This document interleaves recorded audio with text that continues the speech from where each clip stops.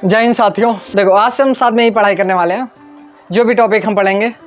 तो साथियों आज हम बात करने वाले हैं गवर्नमेंट जॉब वनडे एग्ज़ाम के बारे में। वनडे एग्ज़ाम जैसे कि यहाँ police constable, SI, GD, SSC, GD, इस सभी एग्ज़ाम को टारगेट करके चलेंगे और इसकी हम प्रिपरेशन कैसे जीरो लेवल से करते हैं 100 लेवल तक।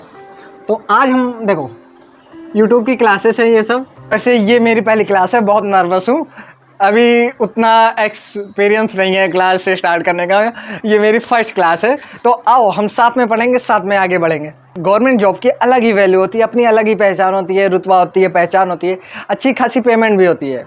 न ज़्यादा काम करना होता है, बस पेमेंट अच्छी खासी होती है। तो आज इसी टॉपिक पे हम बात करने वाले हैं। अभी मौके पे आ रहा है यूपी पुलिस कांस्टेबल की वैकेंसी आ रही है। लगभग योगी जी ने 1 लाख वैकेंसी को बोला है।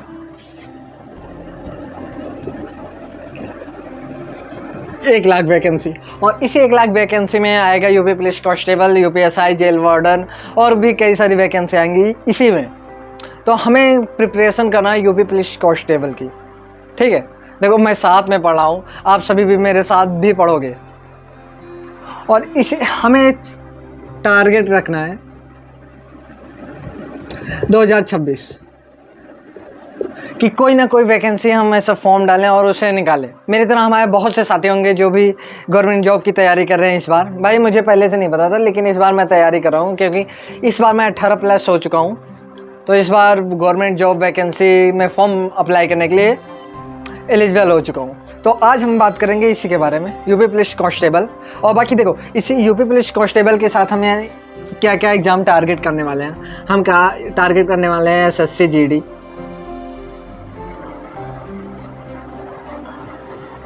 यूपी पुलिस कांस्टेबल, UPP, जिस यूपी पुलिस कांस्टेबल में भाई देखो यूपी पुलिस हम एक ही साथ कई एग्ज़ाम को टारगेट करेंगे। मतलब सब में सिलेबस लगभग सेम ही रहता है भाई, 2-4 में अलग रहता है, जैसे मेडिकल और एयरफोर्स, इस सब में मैथ, फिजिक्स, केमिस्ट्री होता है, लेकिन यहाँ पे लगभग सिलेबस सभी सेम है। तो हम देखो इससे हम क्या स्कोर कर सकते हैं? UPP कांस्टेबल और SI और RRB ग्रुप D।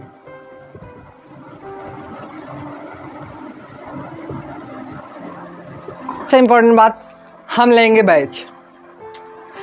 कोई भी बैच हम परचेस करेंगे ऑनलाइन। अगर आप परचेस करना चाहते हो कोई भी बैच परचेस कर सकते हो, लेकिन अगर आप फ्री देखना चाहते हो, पूरा फ्री कंटेंट, तो वो हम देंगे। पूरा फ्री कंटेंट हम देंगे आपको। यहाँ पे बोर्ड पे PDF नोट्स सब कुछ फ्री में हम देंगे। और अगर आप चाहते हो जो भी ऑनलाइन बैच में परचेस करूँ वही सेम कंटेंट आपको लाइव दिखाया जाए, तो भी आप कमेंट करना, मैं सेम कंटेंट आपको लाइव दिखाऊंगा बिना एक पैसा खर्च किए। पैसा सिर्फ मैं लगाऊंगा। देखो ये मेरी पहली इंट्रो क्लासेस है, इसमें मैं आपको क्या क्या बताऊंगा। सबसे पहले हम जानते हैं क्या, देखो और इतने देखो सिलेबस सब सेम ही है, हम कई एग्ज़ाम को टारगेट कर सकते हैं, लेकिन अभी हमारा टारगेट होना चाहिए यूपी पुलिस कांस्टेबल, क्योंकि वही वैकेंसी अभी आ रही है। और SI वाले भी टारगेट कर सकते हैं क्योंकि सेम ही सिलेबस है। तो हम क्लास को स्टार्ट करते हैं बिना समय गंवाए। हमारे पास डिजिटल बोर्ड नहीं है, ये वाइट बोर्ड है, और मैं डिजिटल स्लाइड मतलब ऑनलाइन स्लाइड यहाँ पे लगा दूंगा। आप देख सकते हो कि कैसे क्या प्रोसेस हो सकता है। ये हमारी है पहली क्लास, ठीक है। कि हमें इन सब पुलिस के एग्ज़ाम में, RRB ग्रुप D के एग्ज़ाम में, रेलवे के एग्ज़ाम में इंग्लिश नहीं पूछा जाता है, लेकिन हम इंग्लिश भी साथ में पढ़ेंगे। सबसे पहले हमारी क्लास होगी इंट्रो। ये हमारी इंट्रोडक्शन क्लास होगी। ये तो आइए हम जानते हैं यूपी पुलिस में क्या क्या क्वेश्चन होते हैं, क्या सिलेबस होता है, एग्ज़ाम पैटर्न क्या होता है, सभी को हम जानेंगे। एग्ज़ाम कोई भी हो, हमें शुरुआत से मेहनत करना होगा। ऐसा नहीं कि पेपर नोटिफिकेशन आ जाए उसके बाद हम पढ़ेंगे, नहीं, उसके पहले से हमें अपनी पढ़ाई जारी रखनी है, अपनी तैयारी को मजबूत रखना है, ठीक है। तो साथ में पढ़ेंगे, मज़ा आएगा भाई, बहुत मज़ा आने वाला है। हम साथ में पढ़ेंगे, साथ में पढ़ेंगे। यूपी पुलिस क्या है भाई? यूपी पुलिस में हमारे राज्य में इसकी पोस्टिंग राज्य में होती है भाई। हमें अपने उत्तर प्रदेश के अंदर इसकी पोस्टिंग देखने को मिलती है, हमें कहीं बाहर राज्य में नहीं जाना पड़ता है। इसमें भाई पुलिस का मेन काम कानून व्यवस्था बनाए रखना, शांति स्थापित करना होता है, जनता की सुरक्षा और अपराध की रोकथाम करनी होती है। जॉब प्रोफाइल की बात करते हैं, कानून व्यवस्था बनाया और शांति बनाए रखना होता है भाई। जनता की सुरक्षा करनी होती है, उनकी समस्याओं का समाधान करना होता है, अपराधों की जांच में सहायता करना होता है और अपराध की रोकथाम करनी होती है। ये सीधा सीधा जानो, जैसे यहाँ सामने लिखा गया है। यातायात व्यवस्था को सुचारू रूप से संचालित करना, पुलिस विभाग द्वारा दिए गए अन्य कर्तव्यों का पालन करना होता है। पावर, रुतबा, हाँ, जिस जगह आपकी पोस्टिंग होती है वहाँ पे आपका पावर, आपका सम्मान और उस लेवल से बढ़ जाता है, एक नॉर्मल इंसान से काफ़ी हद तक इम्प्रूव हो जाता है। बेसिक पे 21,700 रुपया है, DA होता है, HRA होता है, TA भी होता है और अदर भी होते हैं। 25 से 35,000 रुपये आपको शुरुआती बेसिक पेमेंट मिलेगा शुरुआत में जब आपकी ज्वाइनिंग होगी। तीसरा आपका क्या होता है? पदोन्नति। भाई इसमें पदोन्नति भी होती है।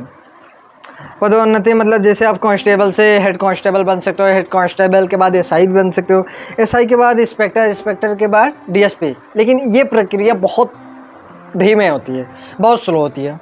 और उसके बाद अगला क्या है? शैक्षणिक योग्यता। क्या होनी चाहिए शैक्षणिक योग्यता? आप देख सकते हो यहाँ पे क्या क्या दिया गया है। सबसे पहले आपका एजुकेशन क्वालिफिकेशन क्या होना चाहिए आपको? किसी भी स्ट्रीम से, किसी भी मान्यता प्राप्त बोर्ड से 10th + 2 यानी कि इंटरमीडिएट पास होना चाहिए, इंटर पास होना चाहिए। और हाँ, अगर आपका इंटरमीडिएट पास भी नहीं है, अगर आप आखिरी वर्ष में 12th में हो, भाई अभी 12th में हो, लेकिन हाँ पेपर के बाद जब आपकी नियुक्ति हो तो आपको 12th पास हो जाना चाहिए, तब आप फॉर्म डाल सकते हो। दूसरा देखो, नेशनलिटी यानी कि राष्ट्रीयता। उम्मीदवार भारत का नागरिक होना चाहिए, उम्मीदवार जो होना चाहिए वो भारत का नागरिक होना चाहिए। और तीसरा क्या होता है? Basic physical standards. ठीक, इसमें आपकी हाइट नापी जाती है, चेस्ट नापा जाता है, वेट नापा जाता है। जिसमें पुरुष में जो जनरल से आते हैं, जनरल OBC WS में 168 सेंटीमीटर होनी चाहिए, SC ST वालों के लिए 160 सेंटीमीटर होनी चाहिए ये हाइट। महिलाओं की हाइट है 152 सेंटीमीटर, वो भी जनरल OBC WS के लिए। और ST SC के लिए भाई 147 सेंटीमीटर होनी चाहिए। और चेस्ट क्या होना चाहिए? सामान्य 79, फुलाने पे 84 होना चाहिए। मतलब चेस्ट जो सीना होता है पुरुष कैंडिडेट के लिए वो होना चाहिए 79 और फुलाने 5 इंच का फुला होना चाहिए। ठीक है, तो अगला देखते हैं। एज लिमिट क्या होती है भाई? इसमें एज लिमिट होती है 18 से 22 साल। ठीक है, इसमें OBC को 5 साल की, SC को 5 साल की छूट मिलती है, ST को भी 5 साल की, महिलाओं को भी 5 साल की छूट मिलती है। उसके बाद अगला क्या है हमारा, देखते हैं। सिलेक्शन प्रोसेस क्या होता है? भाई मज़ा आता है ना, सिलेक्शन प्रोसेस क्या होता है, कैसे होता है? तो अब पहले रिटन एग्ज़ाम होगा, उसके बाद फिजिकल स्टैंडर्ड टेस्ट होगा, PST होगा, जिसमें आपकी हाइट नापी जाएगी, शारीरिक क्षमता नापी जाएगी। तीसरा होगा फिजिकल इफ़िशियंसी टेस्ट, PET होगा। इसमें दौड़ होगा भाई, इसमें दौड़ होता है। उसके बाद 4th डॉक्यूमेंट वेरिफिकेशन होगा, जिसमें आपके डॉक्यूमेंट वेरिफिकेशन किए जाएंगे कि आपका जो भी डिटेल आप फिल किए हैं वो सही है या नहीं। उसके बाद लास्ट मेडिकल होगा, उसके बाद डायरेक्ट सिलेक्शन प्रोसेस हो जाएगा। अब आइए हम देख लेते हैं रिटन एग्ज़ाम किस चीज़ का होता है। देखो एग्ज़ाम पैटर्न कैसा होता है, आइए ये देखते हैं। एग्ज़ाम पैटर्न में देखो, एग्जाम पैटर्न में पूछा जाता है, समान ज्ञान पूछा जाता है, समान हिंदी पूछी जाती है, संख्यात्मक एवं मानसिक योग्यता पूछी जाती है, मानसिक अभिरुचि पूछी जाती है। तो जिसमें से आप देख सकते हो भाई कितना समान ज्ञान में 40 क्वेश्चन आते हैं 80 नंबर के, यानी कि हर एक क्वेश्चन 2 नंबर का आएगा गाइज। और हिंदी में 37 क्वेश्चन पूछे जाएंगे, 37 का 74 नंबर के हो जाएंगे। उसके बाद मैथ में 38 क्वेश्चन पूछे जाएंगे, वो भी 76 नंबर का हो जाएगा। और रीजनिंग का 35 क्वेश्चन पूछा जाता है, वो भी 70 नंबर का हो जाएगा। लगभग रीजनिंग ज़्यादातर आती है। तो हमारे टोटल हो गए 150 क्वेश्चन। 150 क्वेश्चन में से हमें 300 क्वेश्चन को हल करना होता है। मतलब 150 क्वेश्चन आएंगे 300 नंबर का, उसमें से जितना कर सको आपके ऊपर है, जितना पढ़ोगे उतना कर पाओगे। और समय होता है 2 घंटे का, 2 घंटे का हमें समय मिलता है। इसमें निगेटिव मार्किंग होती है भाई 0.5 की, लेकिन इस बार तो नहीं था। देखो आगे वाले एग्ज़ाम में आता है कि नहीं निगेटिव मार्किंग, पता ना हो या ना हो, देखते हैं, नोटिफिकेशन आने दो फिर पता चल जाएगा निगेटिव इस बार होगा। लेकिन मुझे लगता है कि निगेटिव मार्किंग ना हो, क्योंकि इस बार भी यूपी पुलिस में नहीं हुआ था, तो अगली बार भी ना हो। उसके बाद अगला देख लेते हैं सिलेबस। और ये रहा हमारा सिलेबस, जनरल नॉलेज का, जनरल हिंदी का, मैथ का और रीजनिंग का सिलेबस यही है भाई। इसमें कुछ इम्पोर्टेंट टॉपिक्स हैं और कुछ टॉपिक हमने नहीं लिखा है इसमें, तो वो इम्पोर्टेंट टॉपिक आपको क्लास में हम बताएंगे। जो भी क्लास हम चला रहे हैं उसमें बताएंगे। जैसे हम रीजनिंग की क्लास चलाने वाले हैं, सबसे पहली क्लास बेसिक रीजनिंग की होगी। जिसको कुछ भी ना आता हो रीजनिंग में, कुछ भी अगर आपको नहीं आता है तो आप क्लास करने के बाद ऐसा नहीं कहोगे कि हमें नहीं आता है रीजनिंग। बहुत मज़ा आने वाला है क्लास में, ठीक है। ये सिलेबस आप ध्यान से पढ़ लेना, इसका स्क्रीनशॉट ले लेना और कहीं पे लिख के अपने जहाँ पढ़ते हो वहाँ पे चिपका लेना कि हमें ये सिलेबस कवर करना है। और नोटिफिकेशन से भी सिलेबस ले सकते हो। इसमें कुछ टॉपिक्स कम है क्योंकि उतना लिखा नहीं गया। कितने लोग एक्साइटेड हैं मेरे साथ पढ़ने के लिए? भाई पढ़ने में बहुत मज़ा आएगा। हम लोग साथ में पढ़ेंगे, साथ में जो भी हमारे डाउट्स होंगे हम आपस में क्लियर करेंगे, नहीं तो और जो आपके डाउट्स होंगे वो मैं क्लियर करूँगा। हमारी पहली क्लास आने वाली मैथ की लाऊं या रीजनिंग की, सोच रहा हूँ ना। देखो पहली क्लास लाते हैं हम रीजनिंग के बेसिक या मैथ की, जो बोलोगे मैथ की क्लास ले आते हैं। इसमें बताना पहली क्लास कौन सी होनी चाहिए, मैथ की या रीजनिंग की। पढ़ने में बहुत मज़ा आएगा कसम से गाइस। चलो तो देखो एक मैं क्या यार, ये मार्कर को क्या हो जाता है, मार्कर चेंज करते हैं भाई।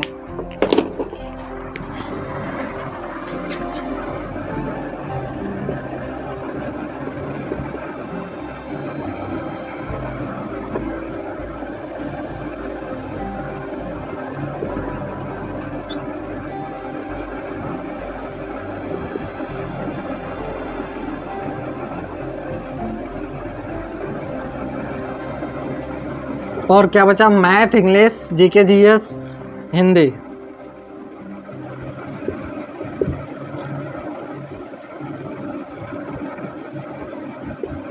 रीजनिंग, ठीक है। ये 5 सब्जेक्ट हम पढ़ेंगे जो कि हमारे यूपीपी में मेन सब्जेक्ट क्या है। ये चारों हमारा यूपीपी में है और ये हमारा एसएससी में है। तो हम साथ में इंग्लिश भी पढ़ेंगे भाई, क्योंकि हमें ऐसा नहीं है पढ़ना केवल एग्ज़ाम के लिए, ठीक है। नॉलेज के लिए भी पढ़ना है, ठीक है। नॉलेज के लिए भी पढ़ना है। और देखो इंग्लिश का सिलेबस बहुत, इंग्लिश पढ़ने में बहुत मज़ा आएगा। इंग्लिश मेरे साथ पढ़ने में बहुत मज़ा आएगा। हम मैथ पढ़ेंगे, जीके जीएस पढ़ेंगे, हिंदी पढ़ेंगे, रीजनिंग पढ़ेंगे। तो हमारी पहली क्लास चाहे इसकी ले आऊँ मैं, रीजनिंग की या मैथ की, इन दोनों की क्लास बाद में आएगी अभी। तो पहले इन दोनों की क्लास हम लाएँगे, इंग्लिश की भी आएगी, ठीक है। चलो तो देखो लगभग सभी एग्ज़ाम में ये 4 सब्जेक्ट का मेन रोल रहता है। ये 4 सब्जेक्ट लगभग सभी एग्ज़ाम में पूछे जाते हैं। अगर कोई सा भी आप बैंक का एग्ज़ाम ले लो तो बैंक के एग्ज़ाम में आपको हिंदी देखने को नहीं मिलेगा, बस रीजनिंग भी मिलेगा, जीके जीएस, मैथ भी, इंग्लिश भी मिलता है। देखो बैंकिंग एग्ज़ाम जितने भी हो गए वहाँ सब में इंग्लिश मिलेगा ही। और सब लोग जुड़ जाओ हमारे साथ, जो भी पढ़ने वाले हो, हम लोग साथ में पढ़ते हैं। तो हमारी पहली क्लास होगी। चलो आप बताओ इस वीडियो के कमेंट में बताना कि पहली क्लास हमारी क्या होनी चाहिए। उसी टॉपिक में हमारी पहली क्लास आ जाएगी। और हाँ, पहली क्लास मैथ का करूँ या रीजनिंग का, इन दोनों में बताना है कि पहली क्लास कौन सी हो, ठीक। और बेसिक, एकदम बेसिक से चलेंगे हम, कोई ज़्यादा नहीं, एकदम बेसिक से चलेंगे भाई। आई होप आज का वीडियो, आज की क्लास आपको पसंद आई होगी। जल्दी से जुड़ जाओ, अगली क्लास आने वाली है जल्दी। और कुछ बातें भी करेंगे हम लोग। देखो अभी 50 सब्सक्राइबर हो जाने दो, 50 सब्सक्राइबर के बाद हम लाइव पढ़ेंगे। लाइव 1-2 जितने मिनट की वीडियो होगी लाइव हम पढ़ेंगे, क्योंकि लाइव में मज़ा आता है। लाइव में मैं अगर पढ़ा रहा हूँ तो तुम लोग का जो भी डाउट होगा तुम पूछोगे तो मैं बताऊँगा। कोई भी क्वेश्चन मैं करा रहा हूँ तो लाइव मज़ा आएगा लाइव पढ़ने में, ठीक है। तो चलो भैया। और हाँ, इस क्लास में आपके लिए एक क्वेश्चन है। ABCD को हम 10 लिखते हैं और BOI को हम लिखते हैं 42। तो GIRL को हम क्या लिखेंगे? ये कमेंट में बताओ, जल्दी से बताओ क्या लिखेंगे हम। अगर तुम लोग कोई भी रीजनिंग पढ़ते हो तो इसका जवाब दे के दिखाओ। भाई पहली क्लास है, जो भी गलतियाँ हुई माफ़ करना, पहली क्लास है, बहुत नर्वस हूँ।